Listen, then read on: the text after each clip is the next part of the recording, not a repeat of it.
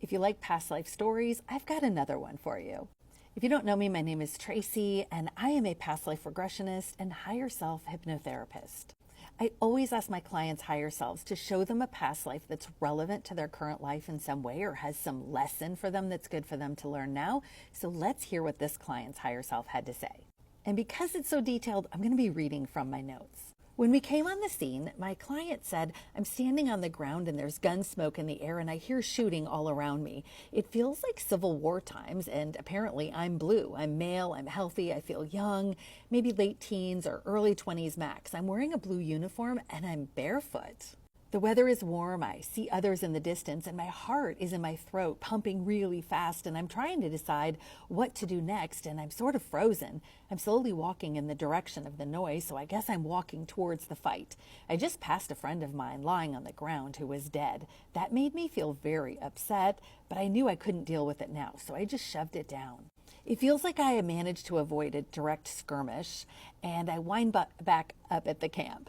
Tents are on the ground. My buddies don't look like they're in great shape. We're all tired, scared, trying to gather ourselves for whatever we're going to be ordered to do next. I sleep on a blanket on the ground in the tent. It's not very comfortable. I feel the rocks underneath me. It's hard to sleep because of the anxiety of not knowing what I will have to face, or if I have to kill someone, or if I'll be killed, God forbid, and if I know the person I'm going to have to kill. There's a lot of emotional wrestling going on. My feet are cold, they're sticking out under the blanket, I'm missing my socks and shoes, and I'm wishing I had them.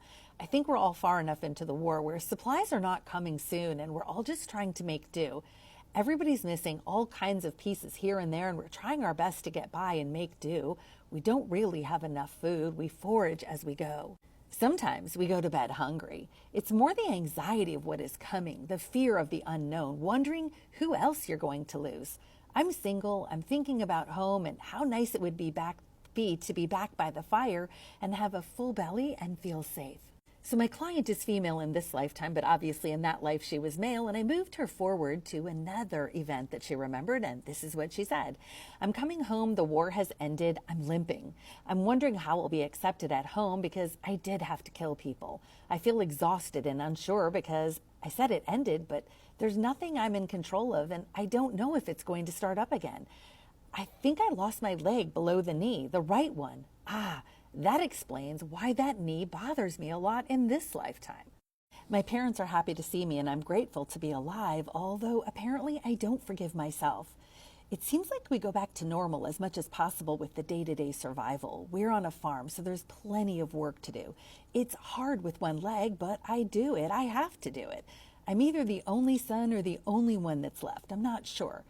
I think it's a crutch that I use to get around with. It's not a cane. It has strengthened my upper body. I have survivor's guilt or PTSD from what I witnessed, and loud noises are definitely a problem. I'm glad we're on a farm and I don't have to hunt as much because that's still very difficult for me. I tend to pull my shots when I'm hunting for food, so I don't kill them. I would rather go hungry than kill another being. Maybe I got to learn the value of life." I moved my client forward again, and this is what she said in the future. She said, "My parents are very old, my mother's dying, I have the responsibility of carrying on the farm on my own, and it's overwhelming, and losing her is overwhelming. Dad is too old to help much with her or the farm. I do my best to carry on, but it's a pretty miserable existence. There's not a lot of will to move on. I don't think I do anything to actively kill myself, but I certainly don't help myself." I moved him forward one more time, and this is what we saw. He said, "I'm on my deathbed. I worked myself so that I was sick and can hardly breathe at this point, and everything hurts. I'm by myself. No one's there. I'm lying there feeling really sick. It's a few years after my mom died, but Dad is gone already, and I'm maybe in my 40s or maybe late 40s. I'm thinking I was well used up. Not a lot to say about my life, and not a whole lot I'm proud of." I asked my client, "What do you think the lessons were from that life?" Because every life has lessons that we can learn from it. And this is what my client said.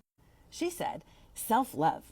There's more than just hard work than what I was brought up to believe. So that was always real strong. But it feels like I need to start fighting that because that takes away from self-love. I don't do what I need most. I do what is expected. I'm good at being dutiful. Going to war was part of it. It was expected. lots of stuffing of feelings and not dealing with them and just carrying on. After she took her last breath, I said, "So how do you feel about that life now that you're out of the body?" And this is what my client said. "Thank God. Yes, it's over. I can go home now. It feels freeing. I feel released. A bad chapter is over and I've got another chance." I go up. I'm kind of floating. I start seeing the dots of light in the distance. I'm excited to see who's going to meet me there. In my next video, I'm going to tell you all about what she said about once she got to the spirit realm.